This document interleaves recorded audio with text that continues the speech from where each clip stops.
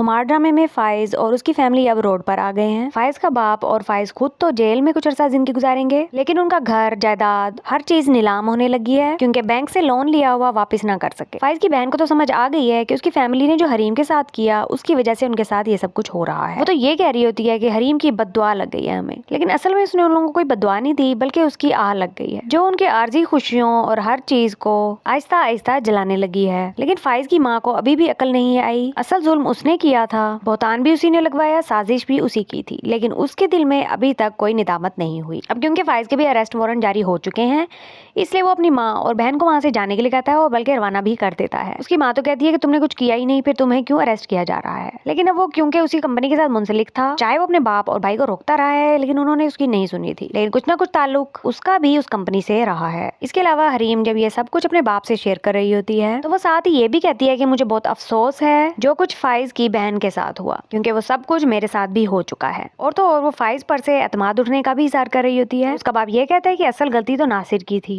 असल कसूरवार फाइज नहीं है। हालांकि हरीम भी ये सब कुछ समझती है, लेकिन क्योंकि फाइज ने ही हरीम को ये एतमाद दिलाया था और वादे वईद किए थे कि वो कभी साथ नहीं छोड़ेगा, और उसी ने लाकर जमीन पर पटक दिया, इसीलिए उसको ज्यादा शिकवा फाइज से है। वो गैरों से क्या ही गिला करे जब अपनों ने ही साथ नहीं दिया। इसके अलावा नासिर की माँ नासिर के करतूतों से अनजान है, तो वो दुआ में लिपटी हुई बद्दुआ उसको दे रही होती है कि तू इतना कुछ हमारे लिए कर रहा है, अल्लाह उसका बदला तुझे जरूर देगा। उस पर नासिर परेशान सा हो जाता है क्योंकि वो तो सबको जलील और रुस्वा करने में लगा हुआ है, खास तौर पर हरीम को, तो उसको बदला भी उसका वैसा ही मिलेगा। और तो और कहकशां को भी अकल नहीं आएगी, वो अपनी जिंदगी में किसी और से आने की मुंतजिर है, जिसके बाद ही वो हरीम से गिड़गिड़ा कर माफी मांगेगी, लेकिन तब वो देर हो चुकी होगी।